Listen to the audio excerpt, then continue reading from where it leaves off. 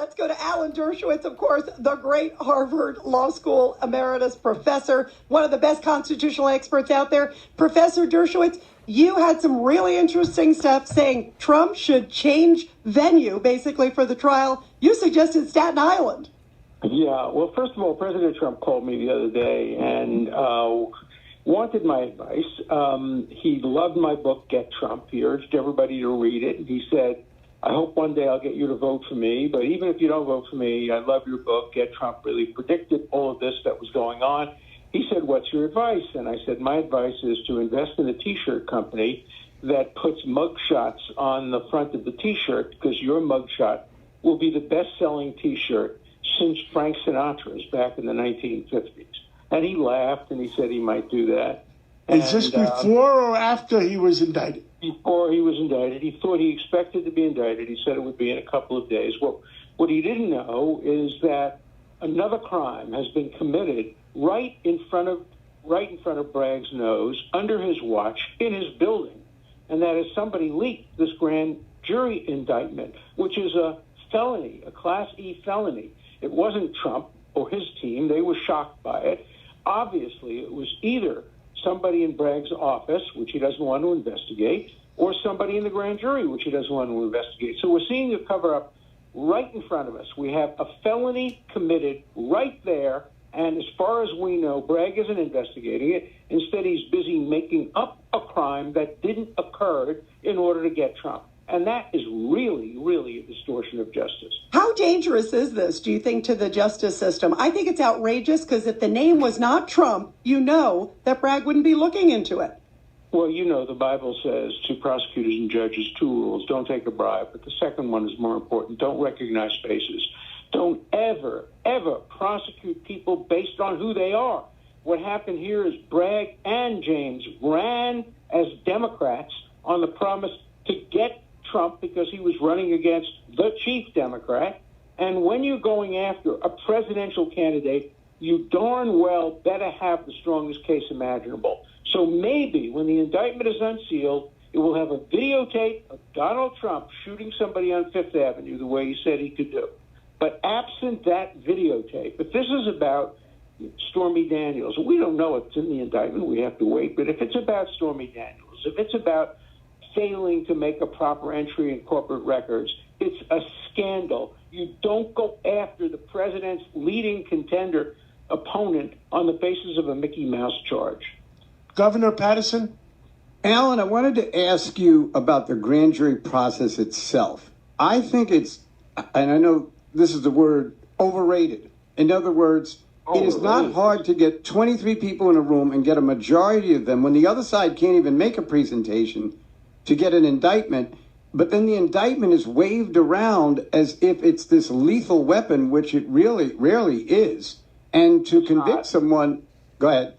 It's just a charging instrument. And the former Speaker of the House, Nancy Pelosi, shouldn't be saying essentially that Trump has to now prove his innocence. Look, the grand jury has totally distorted the meaning. When the grand jury was put in the Fifth Amendment, it was designed to protect the defendant from an overzealous prosecutor. Instead, prosecutors taken over the grand jury. Grand jury today is 23 chairs moved around. Of course, as Walker famously said, a prosecutor can get a grand jury to indict a ham sandwich. Here's my problem. A prosecutor can get a petty jury in New York to convict a ham sandwich named Donald Trump. Now, let me tell you why, from my personal experience. I defended Trump on the Senate floor, you know that. And then I lost all my friends in Martha's Vineyard. One of my friends said you committed social suicide. Nobody will ever speak to you again. If anybody speaks to you, they're committing social suicide. Imagine what would happen if a judge, an elected judge in New York, threw out this case. Nobody would ever talk to him. He'd never get appointed to a higher position. What if a juror voted for acquittal? Nobody would ever talk to him. They'd walk out of the gym as they walked out of the gym when my wife came into the gym one day.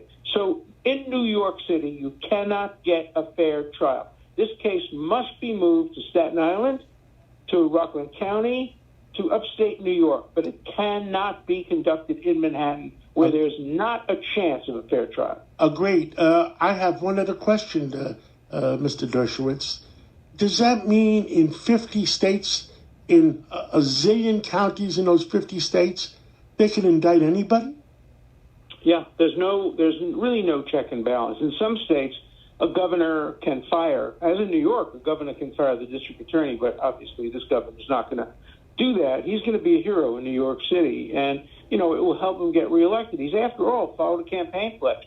It should be unethical.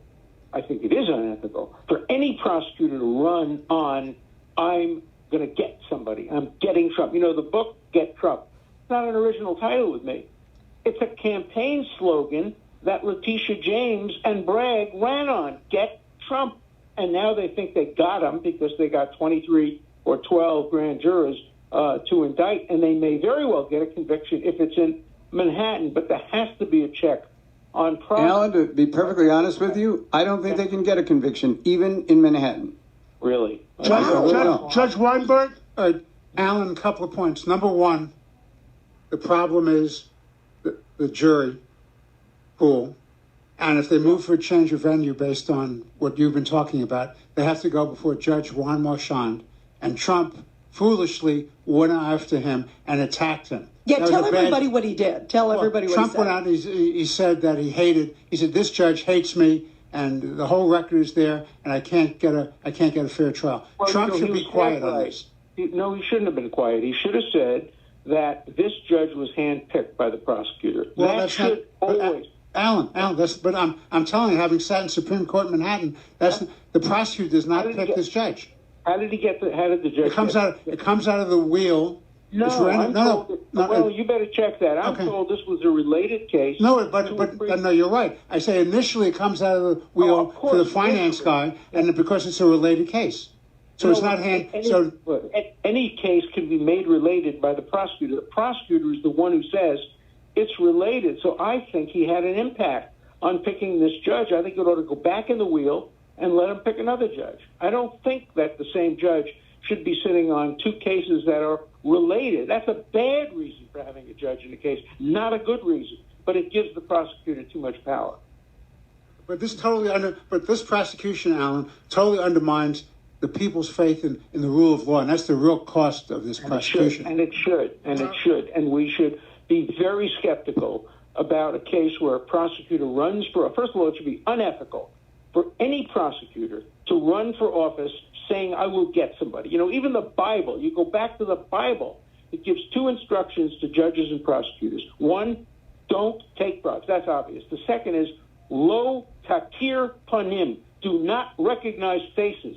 Never do justice based on who the person is or injustice. You must wear that blindfold.